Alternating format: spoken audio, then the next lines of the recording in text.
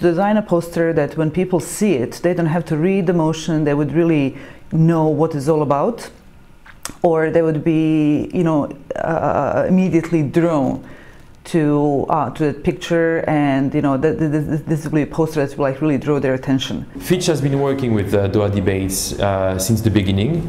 We are very proud of this relationship because Doha Debates is probably one of the only examples of free speech in the region, and we have the chance to work on the posters that basically announce the new debates. My idea was really to tell the story also through the posters, because having somehow limited ways to promote our product and trying to be fiscally responsible, actually the poster was really a way to go. And one of the things that actually I asked our designers to do is to come up with a clever way that shows our boldness, our intelligence, and then our strong message through the pictures. What we try to do is to create a debate before the debate, which means what we want is when the poster is in the university, for example, we want the students to talk about it, to start discussing, to start arguing. So our challenge every time is to try to come up with an idea, a visual idea that will spark the debate, so that when people watch or when people attend, they can continue, the discussion. So once we have the motion, I would, sit down with them. I would explain them the motion. I would give them a brief, and then, it's really up to them to come up with proposals. From that, we started exploring, and basically we called for a meeting. And during that meeting, we sit as a group. And we start discussing the new motion. Once the motion is explained to them, once they receive a brief, that's how then they're coming up with their design. Sometimes I call the client Doha Debates to get a better understanding of what is the motion and what it is. After this, I start researching about similar ideas on the web.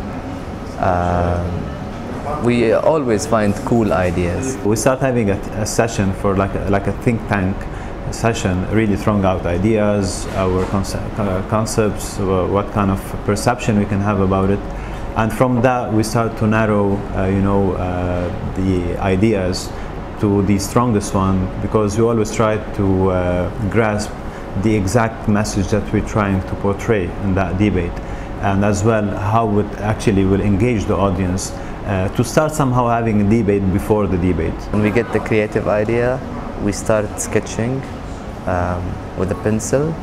After this, we move it to the computer, and then we illustrate, and we explore a lot with the illustration, because it has, at the same time, it's a strong idea, but at the same time it has to look very cool. There's always a thin line between being offensive, how you actually visualize the idea, and not being, not really even trying to harm anyone on that.